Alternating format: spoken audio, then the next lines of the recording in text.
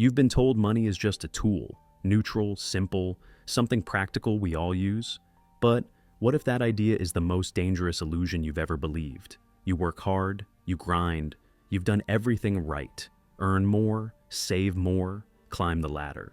But still, something feels off. Like no matter how much you bring in, peace is always just out of reach. You're making more than ever before, but somehow, life feels heavier, time slips faster, and your sense of who you are, it's more fragile than it used to be. They promised you freedom through success, but what you got was pressure, more urgency, more fear that maybe, just maybe, you still aren't enough. So, let me ask you this. What are you actually worth? And who gave you that number?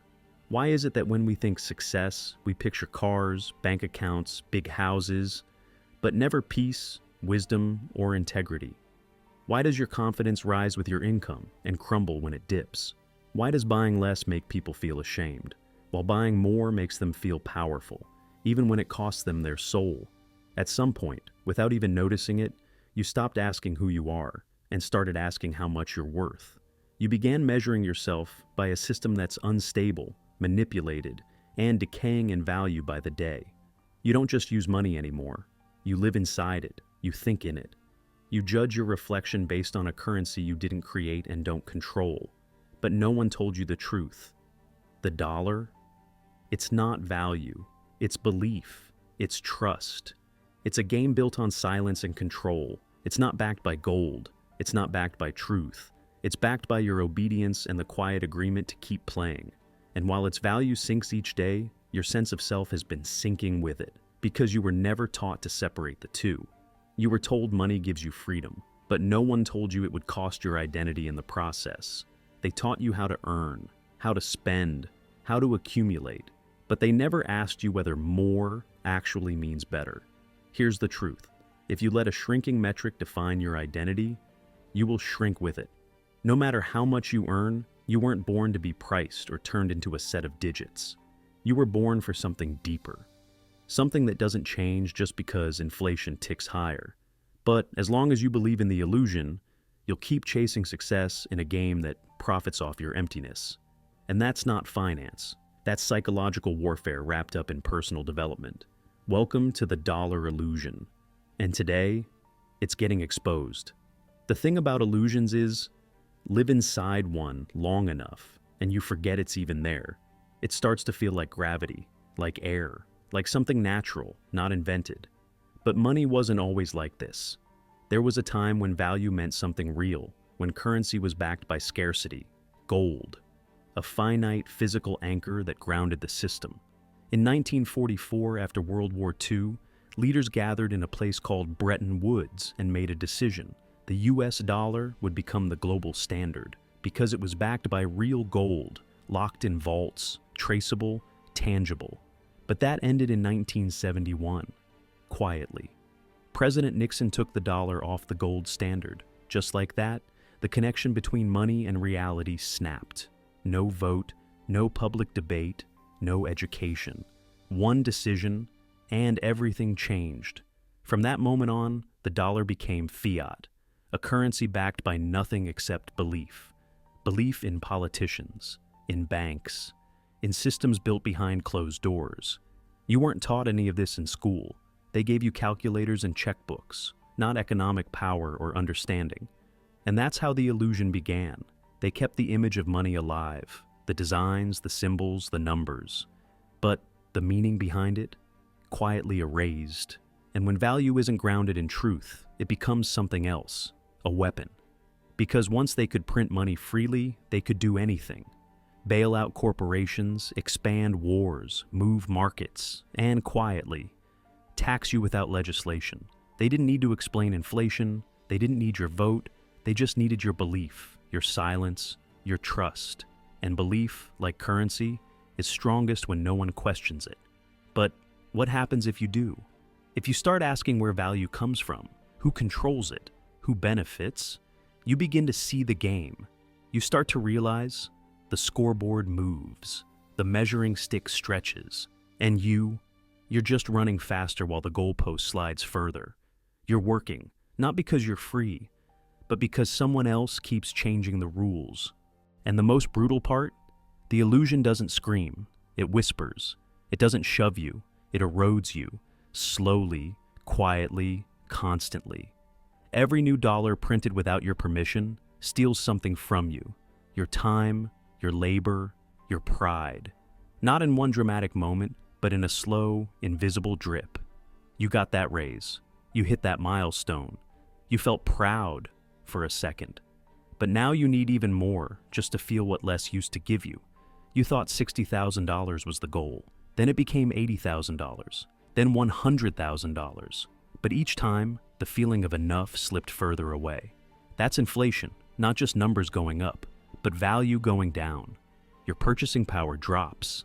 But worse, your sense of meaning drops with it.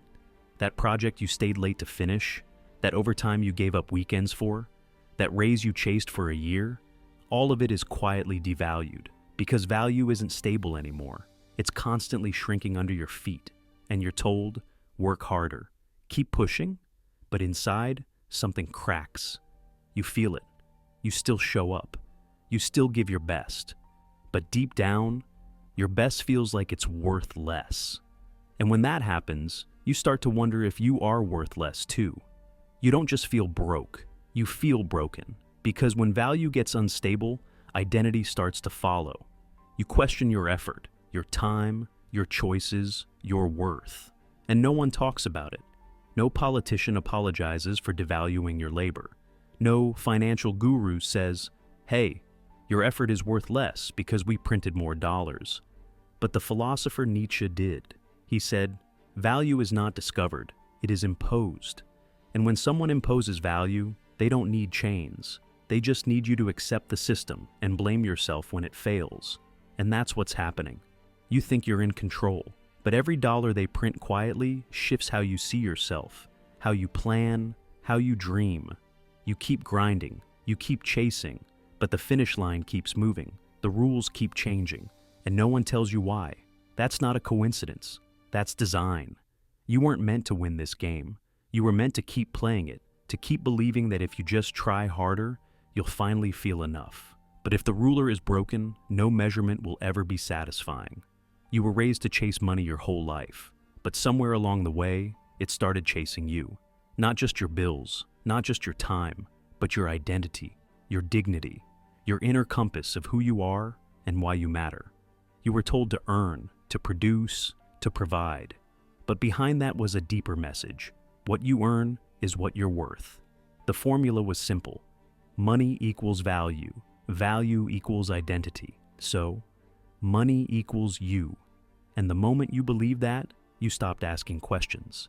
You stopped separating self-worth from net worth. You don't just fear losing your job because of rent. You fear it because your title became your status. And your status became your sense of self. A dip in income doesn't just mean less comfort. It feels like you're shrinking, like you've become smaller, less important, less real. You call it being responsible. You say you're providing. But under those words is a quiet panic whispering, what am I without this paycheck? What am I worth if I'm not earning? That's not a budgeting problem. That's not a financial crisis. That's a spiritual crisis, a crisis of identity. Because this system doesn't just take your money, it teaches you to calculate your dignity in digits. It rewires your brain to believe that you only matter if you're productive, that your soul is only valid if it's useful, that your worth is always up for negotiation. You don't check your bank account just to pay bills. You check it like a mirror. A fragile moment of, am I still okay? Do I still matter today? You read the words net worth, and your brain reads it as self-worth. And when you see someone else's wealth, you assume they're smarter, better, more disciplined, more deserving. But maybe they're just playing a different game. Or maybe the game was never fair to begin with. As Erich Fromm said, modern society transformed the human being from someone who is into someone who has. So, if everything you have disappeared tomorrow, what would be left? Would you still feel like you? Would you still speak the same, walk the same, look people in the eye the same? Or would the silence terrify you? You weren't born with a dollar sign on your chest, but somewhere along the way, you started branding yourself with one. Your thoughts became productivity. Your relationships became networking. Your joy became performance, and the person you are got buried under the roles you play. When your sense of self is tied to the market, your peace becomes something you have to purchase. When your identity is rented out to your employer, your soul turns into a subscription, renewed every 2 weeks. And the price? It's always going up, not just the bills, but the cost of feeling okay in your own skin. You weren't meant to live like this, to stand in front of a mirror and ask, how much am I worth today? That's not adulthood, that's captivity. And the longer you stay trapped in that equation, the more you disappear into it. But here's the truth. Value isn't something you earn, it's something you remember. It was never the system's to give, it's yours to reclaim. And the second you see money for what it really is, not who you are, that's when things begin to shift. That's when you come back to life. Not all at once, but one decision at a time. You've spent years questioning yourself, blaming yourself, trying harder, not realizing the entire game was rigged to make you feel like you were losing. You were told you're bad with money, that everything's just getting more expensive, that it's just the way things are. But it's not random, it's not natural, and it's not your fault. Inflation isn't just an economic term. It's a silent tool of control. It's not some mystery. It's a system, a tax you never voted on, a strategy designed to keep you running while they move the finish line. Every printed dollar isn't just about economics. It's about programming behavior, obedience, silence. Because the more you chase the money, the less time you have to question the game. And if you did question it, you'd stop blaming yourself. You'd see inflation for what it really is, a design to keep you exhausted, distracted, and endlessly reaching for a feeling of worth that money can't deliver.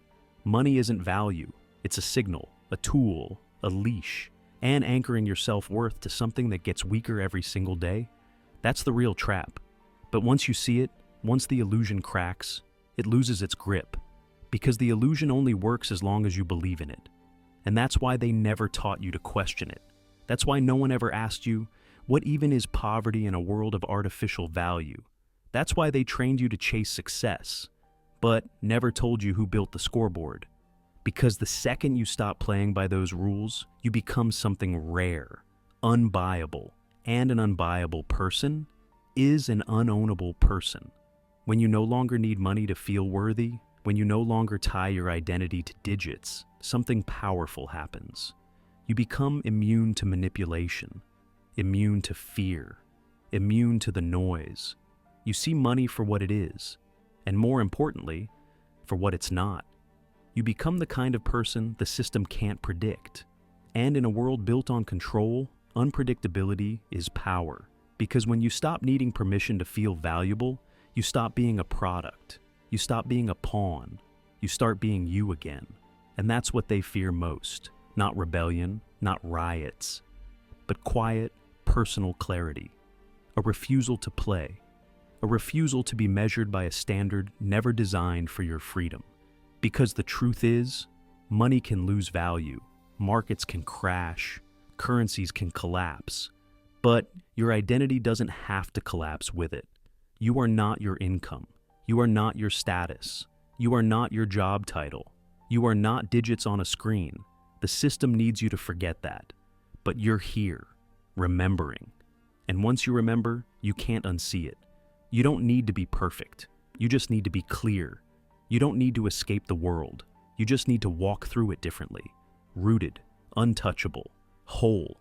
Because your value isn't something they can print, or inflate, or take. It's who you are, underneath it all. As Nietzsche said, once you understand that value is a game, you stop being a pawn. And maybe that's the real freedom, not chasing more, but refusing to be measured, not in what you destroy, but in what you no longer let define you. That's where it begins, right there, with one decision. This number no longer owns me. And once you say that, you're free.